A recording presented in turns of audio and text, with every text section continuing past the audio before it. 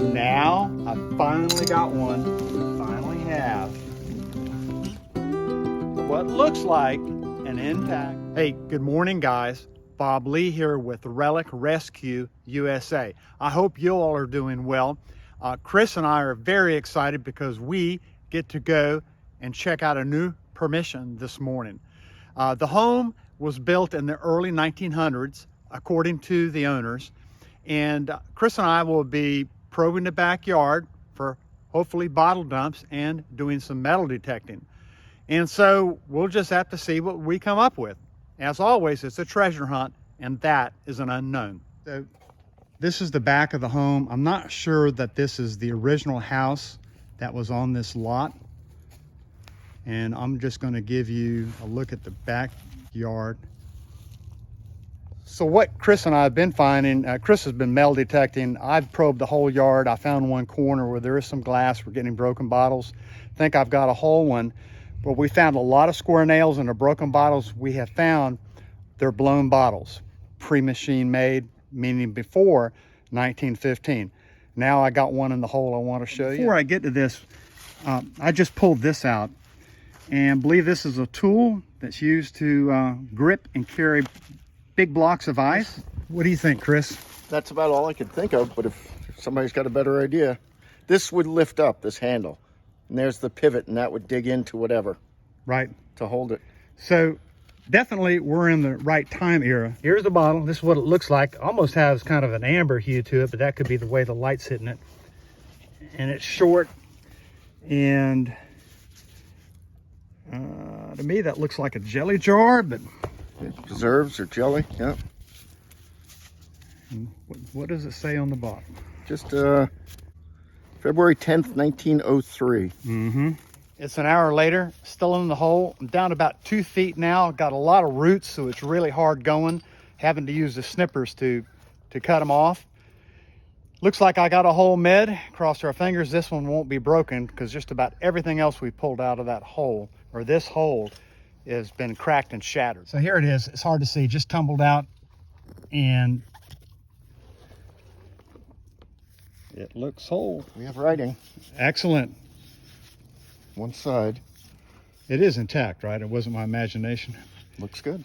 I got the sun right finally on it. It's McConnon and Company, Winona, Minnesota. It appears to be none on the side, no embossing there. It appears to be a blown bottle. The seam stops right here.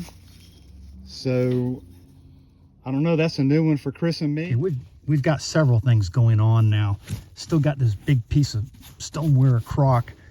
Got another bottle right here. You can't see it, but this one here, a large one, looks like it has some color. I'm gonna try to pull it. And does it still have a cap on it? Yeah. That's a mason jar. It's an amber mason jar? Oh, it's Really? I didn't know. preserve jar, excuse me. Preserve jar. And it's got the embossing on it, huh? Yeah.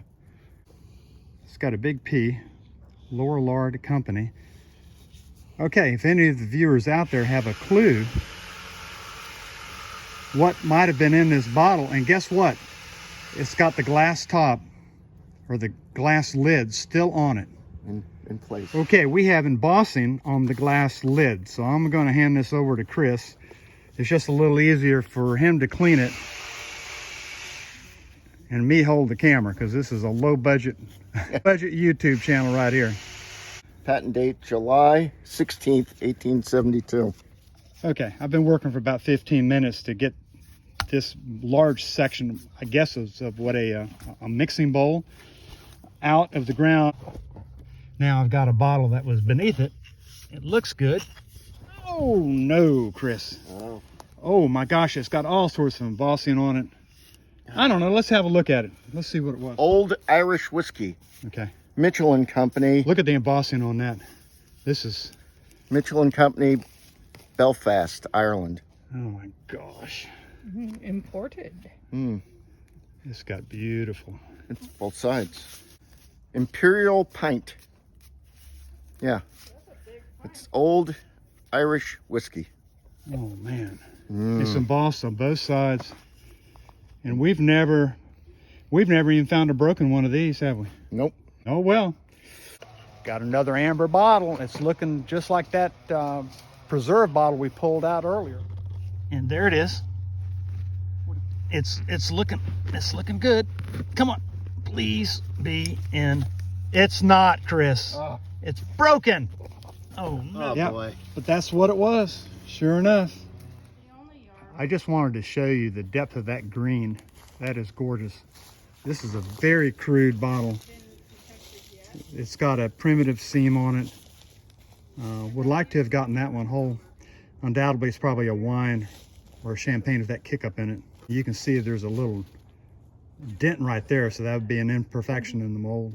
We seem to have come up to a pocket of bottles, and most of them are broken, but some of them are whole. We'll see. Oh, this one's intact. Nice. Nothing. Nothing on it, just plain. Just a plain. My guess it's a whiskey or something. So we're close to wrapping it up for this afternoon, but before we do that, I just wanted to show you one relic that Chris came up with using his metal detector. So what do we have, Chris? That's an Indian head nickel, 1918. Nice. It's got the buffalo on back. Yeah, I don't know if you can see the date or not. It's very hard. There it is, 1918. And so Chris has come up with several Lincolns, which are more modern pennies. And one of them was 1977. So we're thinking that this property has probably never been metal detected. I just pulled out the lid. Check this out. To another one of those snuffs. This is the glass lid with the metal rim on it that helps attach it to the top of the jar or bottle. I think I've got the bottle in there, and Chris and I have double-crossed our fingers that it is intact. We will see. I just pried it loose. It's so far underneath the overhang, I couldn't get the camera down there to show you. But here we go, Chris.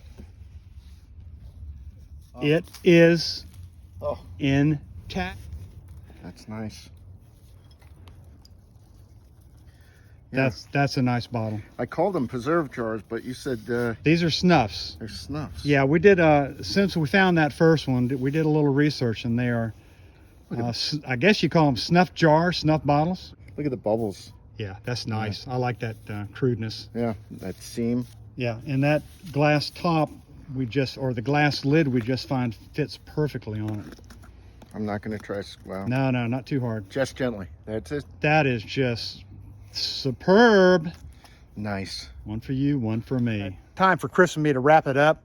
I just wanted to show you what we came up with as far as intact bottle goes. We got some beautiful broken ones, but I guess they don't count. This one would, to us, we've never seen this before, would have been a really nice one. That's probably the snake oil. We haven't had a chance to look this one up. And these are the two snuff bottles. Really nice with the glass lid and the metal rim. We think there's a good possibility we may find more snuff bottles. Don't know. This pit goes on for a little ways more, so we're going to come back here in a day or two. The homeowner is good enough to let us keep the hole open, but we're going to put this broken glass up that we found. There's our hole, not very big. It's maybe 2 feet deep by 2.5, 3 feet wide. Lots and lots of roots, which makes it slow going. But check this out.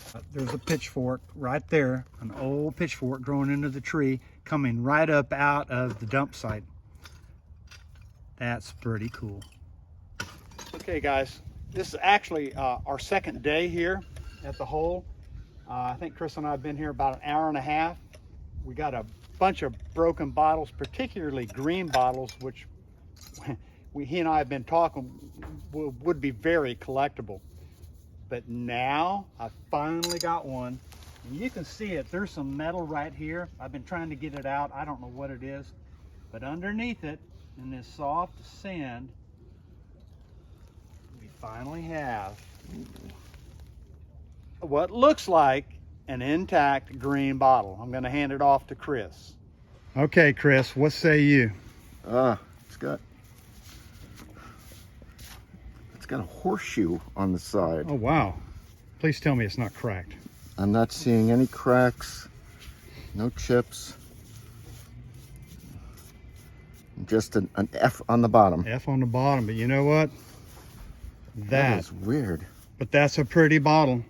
I'm liking that color. Now we'll be able to look that up, guys. We should be able to find out what kind of bottle that was. I'm assuming booze. Just the horseshoe. Nice.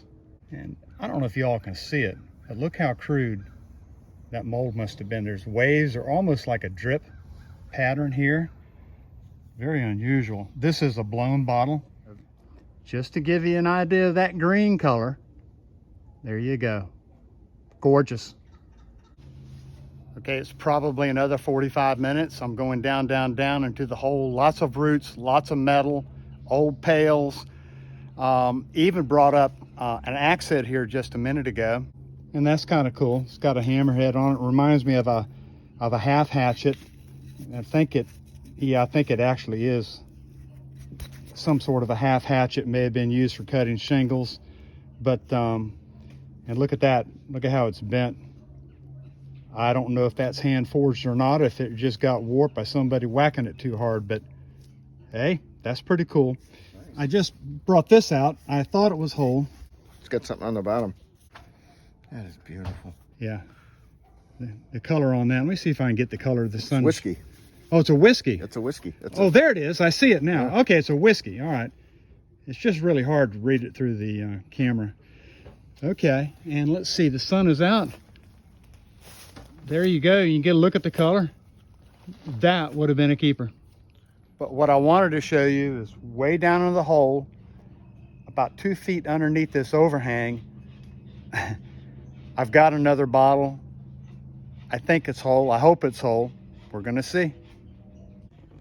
So taking you down in the hole. Still got this metal here that's really aggravating. Haven't been able to get far enough in it to get it out. But there's the bottle. It's long. And let's see if it's gonna, I think it's ready to go. It's intact. Oh my. It looks like a clear, Chris. Oh well. But, diamond with an O. Okay, so that's Owens glass. That'll be 1915, 1929. So it's kind of interesting. We're getting a mix of blown bottles and then machine-made bottles, but in that dim light, I could have sworn it had some green tint to it, but oh well, it's a plain slick. Look what just fell out from underneath the overhang. Pretty sure that's going to be a green beer. Maybe champagne. Here. Ready? Yep. You know what that reminds me of? Is wines or champagnes we were pulling out from the Loeb Hilburn home. That's what it is. It's in good shape though. It is. No sign of, well, little glue left from a label. Oh, okay. That's it. Yeah, with that, and the reason we're saying it is either maybe a wine or a champagne is because of the kick up in the bottom. There's no seams on it. They probably put this in a turn mold to erase it to make it more pleasing, pretty to the eye. Oh, the handle's broken off. Handle's broken off, but that is an old iron. Oh, that's old. Yep. Yep, there you go. We are in the right era. That is old. Yeah. Good deal. Feel the weight of that. Mm-hmm. Wow. Yeah. That easily weighs, I'm guessing, at least 10, maybe 12 pounds. Yep. This is about the heaviest flat iron I've ever picked up, but maybe next time you'll get a cannonball. That'd be nice. I thought that's what I had. Yeah, it would have made my day and yours. And the reason I'm talking about a cannonball is that in 1864, the Union occupied Palatka for, I don't know, 6 weeks. There were about 5,500 troops. So you never know. And this one just fell out from underneath the overhang. Looks like a very plain, well, no, it's gone embossing. What's it say? Horlick and malted MM. Oh yeah, it's malted milk balls. Yeah. Oh, I see. I'm sorry. That's okay. Listen, that's a smaller version or variant than the one we found over at the farmhouse. Horlicks. Yeah. Malted milk balls. Yeah, here we go. I can get it in the sun so you guys can see it a little better. Yeah, nice. Interesting. Yeah, so it is machine made, but hey, it's nicely embossed. I think it's a keeper. So I wanted to show you one of the natural obstacles that Chris and I often run into when we're digging these bottle dumps. In this particular case, it's the huge roots from a tree. They are easily 10 to 12 inches in diameter, and believe that when they grew against these bottles and crushed a lot of them. Let me show you. Here's one root right here, and you can see it's huge. And down below it, there's another one. You can see a piece of stoneware right there. And so there's that piece of metal I still haven't got out. So we have excavated way back in there. That's a piece of old terracotta drain pipe. It might have been a hookup for a cistern at one time. And that's where we're stopping because I'm right underneath this fence. I believe this is a good place to stop because I don't want the whole fence to cave in, but there's enough roots and debris here on top that it's going to hold everything together. And when we go to fill it in, we're going to start backfilling way deep first, and then we'll come on out. Time to fill the hole in. Chris and I have decided we're going to use the shaker box to see if we can turn up any smalls, coins, marbles, whatever. So we'll be back, hopefully, with something neat. Yeah, you can do it. Okay, what did you say about this marble? I said no bottle dig would be complete without finding a marble. There you go. And it's just barely spherical. We're not sure. It might be clay. It's very, very light. But anyway, that's neat.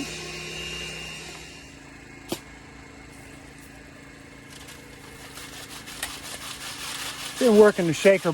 We've been working the shaker box for a while, but whoop, see Daisy. Look at that. What is that?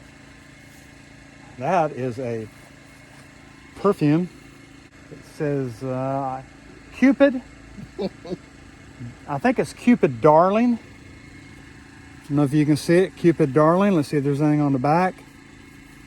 And Chris says that this will be a present for his wife. Well, that's going to be a wrap for now.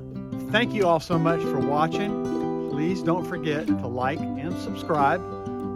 I'll see you next time.